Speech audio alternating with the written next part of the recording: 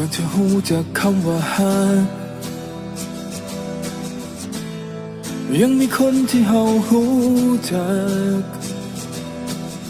เขามักจะอยู่ข้างกายบ่เคยพันแปรคนที่เฮาเอิ้นเขาว่าเพื่อนแท้ทั้งมันวันเวลาจะพัดพาเฮาไปเปลี่ยนชีวิตแยกเขาไปคนละทางทุกการกระทำยังฝังจำบ่เคยจาง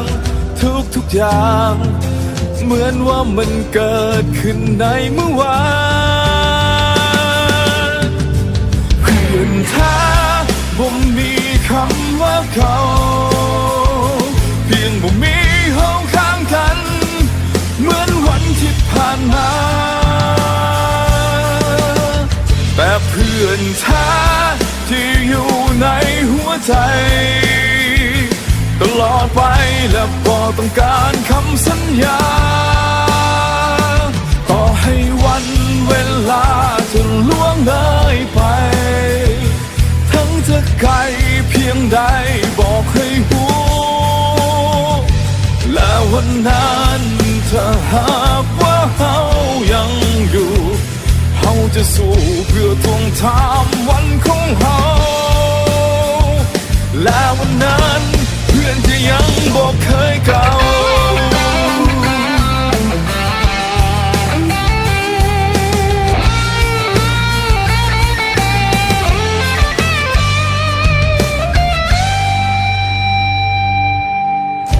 วันที่หักเฮ็ดให้ทรมา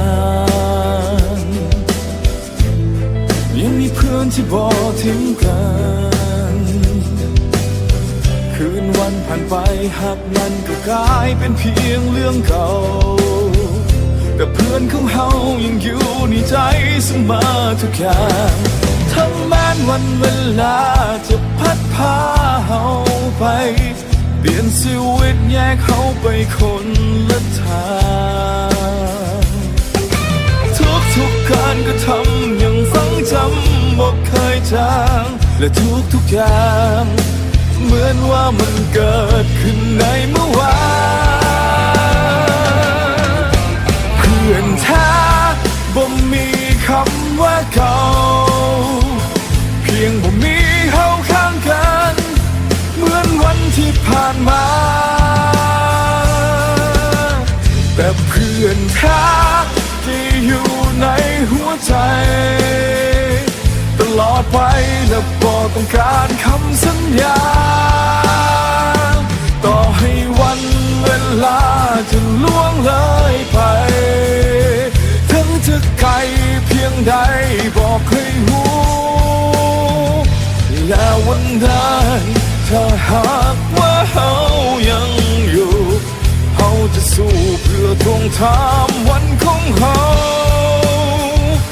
และวันนั้นเพื่อนที่ยังบอกเคยเก่า